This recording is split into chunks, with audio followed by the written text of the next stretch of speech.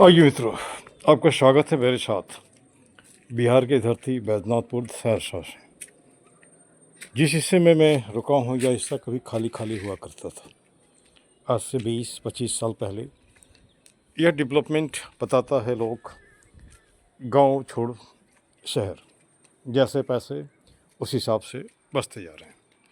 कहने का तात्पर्य यह है कि हर सुविधाएं जो शहरों में मिलनी है या शहर में आने के बाद लोग सोचते हैं थोड़ा सा सुकून।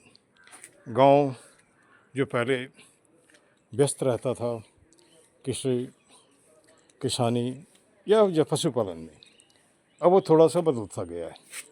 अब यहाँ मैं ये दर्शाने चाह रहा हूँ, यह वस्तु विहार का एरिया है।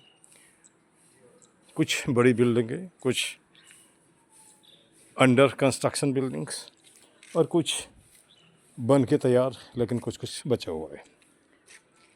खास करके अगर मैं दिल्ली से इसकी कंपेयर करूँ तो एक बात तो इसमें अच्छा यह है कि घर के पास ज़मीन भी है लोगों को, किसी का भी हो, खेती का भी है, पैसे की लालच और कह सकते हैं काम से छुटकारा पाने का। नतीजा यह हुआ कि लोग शहर के आसपास का ज़मीन बिक्री शुरू करना किया। हो सकता है उनकी कुछ मजबूरी हो या कुछ सोच हो, और यहाँ घेरा डाला गया है कभी नियर फ्यूचर में या तो ज़मीन का दाम बढ़े या फिर यहाँ इन्होंने कंस्ट्रक्शन कराना है। बगल में यह थोड़ी सी दूर में अगर देखता हूँ तो FCI का गोडाउन लगता है ना, लेकिन लगता शायद यही हो, कह नहीं सकते। और इस एरिए में लोगों का बसावट, और यहाँ जिसकी भी ज़मीन है, जिसका भी घर है, उसके साथ एक प्लस पॉइंट है, यह ज़मीन जड़ से है। जैसे दिल्ली में हमने घर ले रखा है, वो 3rd फ्लोर पे है, वो 3rd फ्लोर तक ही हमारा अपना है, बाकी तो अलग अलग लोगों का है। कह सकते हैं शहरों में घोंसला। आने वाले समय में लोगों की स्थिति वही होगी जैसे चिड़ियों की होती है। और कल मैं कहीं पढ़ रहा था या कोई वीडियो देख रहा था, एक लेडी ने बड़ी अच्छी बात कही, अगर बच्चों के लिए कुछ छोड़ना है तो छोड़ो क्या, ज़मीन होगा तो उस पर घर बन सकता है, उससे कहने के लिए होगा कि ये हमारा है। अगर घोंसला बिगड़ गया तो कहने के लिए कुछ भी नहीं है, कहीं का नहीं होगा। जब मैं दिल्ली के गलियों में घूमता हूँ तो घूमने के बाद दिखता है कि सड़क ज़मीनें एकदम सक्रिय हो गई, रास्ते ऊपर में रास्ते के ऊपर आकाश नहीं दिखता। खुदा न करे ऐसा हो, अगर कह सकते हैं भूकंप आ जाए, जैसे भूकंप जोनी से बोलते हैं, है ना। कितने लोग बचेंगे, कितने लोग रहेंगे, कह नहीं सकते। कहीं युद्ध के कारण जनसंख्या घट रही है, कहीं प्राकृतिक प्रकोप के कारण। अब कह सकते हो कि जैसे कि मान के चलो अगर ये जलजला आता है तो किसे ले जाएगा? उन्हीं लोगों को जो कि घोंसले में रहते हैं।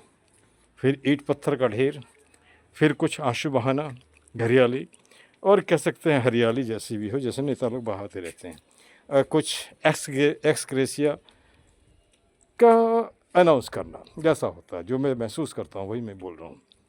इसमें कोई फ़र्क नहीं पड़ता, ये देश आज़ाद है, डेमोक्रेटिक कंट्री है। आप जो देखते हैं, जो फील करते हैं, उसे ज़रूर बोलिए। और दूसरी बात खास करके मैं देखता हूँ आज जुगाड़ की ज़िंदगी लोग बना लेते हैं। आप यहीं पे देखो ना, ये छत पे मैं घूम रहा था, थोड़ी एक्सरसाइज कर रहा था, आज मैं खेड़ा पार्क में नहीं हूँ। यह अजवाइन का पौधा जुगाड़ का ही है, प्लास्टिक में मिट्टी दे करके सेकिया। इसे कहते हैं पत्थर चट्टा। यह आपके पेट में पथरी है तो इसको अगर आप पीस पीस के पीते हैं तो कुछ दिन करने के बाद पत्थर निकल जाता है, लेकिन हमने इसका एक्सपेरिमेंट नहीं किए। और यहाँ पे सदाबहार के फूल, तुलसी सूख गए, क्योंकि इस घर की मालकिन पिछले 7.5 महीने से यहाँ थी ही नहीं, कोई देखभाल नहीं हुआ, और ये जो गमले थे यहाँ पे घास पनप गया है।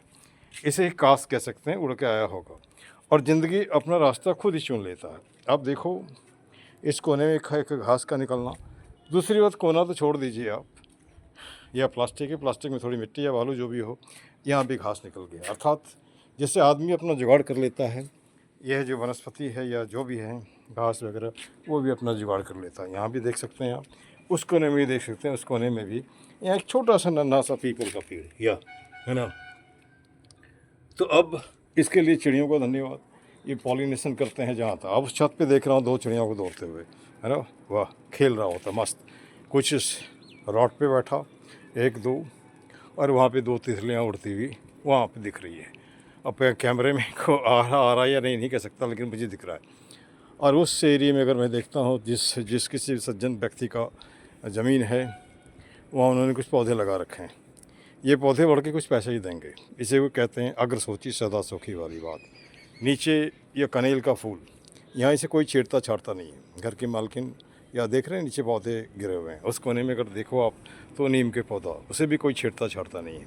यहाँ छेड़ोगे तो लोग पकड़ लेगा, क्योंकि व्यक्तिगत है लोगों का, और व्यक्तिगत मालिकाना हक अगर वो कमज़ोर है तो लोग कोई भी आकर के, और बिहार की कहावत है कमज़ोर के मेहरारू सबके हो जाए, ये कहीं भी फिट होता है। अगर आप उठोगे नहीं, आवाज़ नहीं करोगे तो आपके माथे में लोग तबला बजाना शुरू कर देंगे।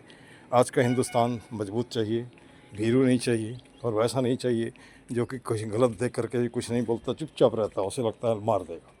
तो मार देगा तो भाई तो आप चिंता लेके क्या अमृत पी क्या मरोगे नहीं, है ना। एक बात है और, यहाँ पे आप देख सकते हो छत गुलजार है, एक गुलाब दिख रहा है, कुछ और फूल दिख रहा है, यह इनके। और नीचे अगर हमें इसको कैमरा में लेते हैं तो यहाँ भी अलग से एक कह सकते हैं कनेल का फूल, बगल में आम का, इसके बगल में हिबिस्कस।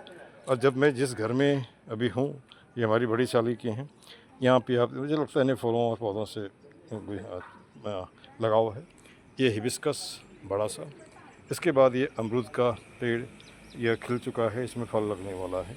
और छत पर भी अलग अलग तरह के पौधे लगे हुए हैं। इसे कभी मौका मिला तो इसके ऊपर बाद में बात करेंगे। लेकिन पड़ोस में एक बात और दिख रहा है, पपीता। इसके पत्ते लोगों के प्लेटलेट में बढ़ाने में मदद करता है। सबके घर में लगभग होगा गांव में, लेकिन जानकारी नहीं है, नतीजा होता है वो हॉस्पिटल भागते रहते हैं। दूर अगर इस गलियों में कैमरा लेके जाता हूँ तो यहाँ भी दिखता है, कार है, यह एक सिंबल स्टेटस का, चाहे लोगों के पेट्रोल के पैसे हो या नहीं, दरवाजे पे होना चाहिए। कर ये मैं नहीं कह सकता एकदम सही बात, लेकिन मैं देखता हूँ कभी कभी दहेज में लोग कार लेते हैं, और कह सकते हैं मोटरसाइकिल लेते हैं। जब सैलरी मिलती है तो 1-2 दिन चलाया, उसके बाद फिर वो ऐसे पड़ा रहता है, क्योंकि किसी चीज़ को रखने के लिए, इसको देखभाल करने के लिए पैसे चाहिए। और ये स्टेटस सिंबल बन गया है, फलना आदमी के घर में कार है, तो कार है तो क्या हो गया, है ना, क्या हो गया, अब बड़े हो या नहीं हो मालूम नहीं, है ना। अब वहाँ फिर से देखो, ये काश का फूल शायद आपने देखा होगा पहले, है ना। शहर वाले तो नहीं देखेंगे, लेकिन मैं इसे दिखा रहा हूँ। यह घास है, घास से निकलता है काश। इसे लोग पहले काट करके छत को प्याच करते थे, अर्थात कहने का मतलब है कि बांस वूस लगा करके इसको रखते थे वो, है ना। और बाद में पुआल आया, पुआल के बाद कहीं जैसे अरुणाचल में देखा, एक पाम फैमिली का पेड़ है जिसको टाको पत्ता लोग कहते थे, वो लगाते थे। कहीं पे बांसे लगा दिया, जहाँ जिसको जिस तरह से हिसाब हुआ, कहीं टीन लगाए। तो ये तो ज़िंदगी है, हर आदमी नीचे से ऊपर बढ़ना चाहता है, ऊपर से आगे बढ़ना चाहता है। आगे बढ़ के जब सब कर लेता है तो एक सवाल उठता है, व्हाट मोर। आंसर है कुछ नहीं, समय पूरा हो गया, चलो जाओ। हम कहने का मतलब है कि आपकी मौत आपको भगा देगी दिन रात, पूरे ज़िंदगी जब तक जिए, हाय तौबा हाय तौबा हाय तौबा। मिला तो क्या, मेवा मिला क्या, नहीं मिला। शांति मिली क्या, नहीं मिली। हाँ, बिल्डिंग आपने ज़रूर खड़ा कर दिया, बच्चे को खड़ा किया है नहीं किया मैं कह नहीं सकता। एक और बात है, किसी ने बड़ी अच्छी लिखी कि जब बच्चे बुढ़ापे में साथ नहीं रहते हैं तो शादी करने से फ़ायदा क्या। बच्चे शादी करो कोई बात नहीं, बच्चे पैदा करना ज़रूरी है क्या, है ना। ये तो उनका व्यक्तिगत विचार है। हमारा सवाल है कि आप बच्चा पैदा करने वाले, शादी करने वाले होते कौन हैं। ये तो प्रकृति का नियम है। जानवर भी जानवर से मैटिंग करता है, अपना खानदान चलाता है। आदमी वही करता है, शुरू में इसको अलग लगता है, लेकिन ये तो जब घर बार नहीं थे, सब कुछ नहीं था, तो क्या करते थे जंगल में, वही घूमते थे, जहाँ तहाँ खाते थे, नंगा नंग दड़ंग। जब मर्जी हुई, जैसे जानवर चढ़ते हैं वैसे चढ़ जाते हैं, तो उसमें तो कोई रिश्तेदारी भी नहीं होती है। अब यहाँ पे एक सवाल उठता है, इज्जत। लोग इज्जत की बात करते हैं, तो इज्जत क्या, कैसा इज्जत, है ना। चलो, this much, thank you very much.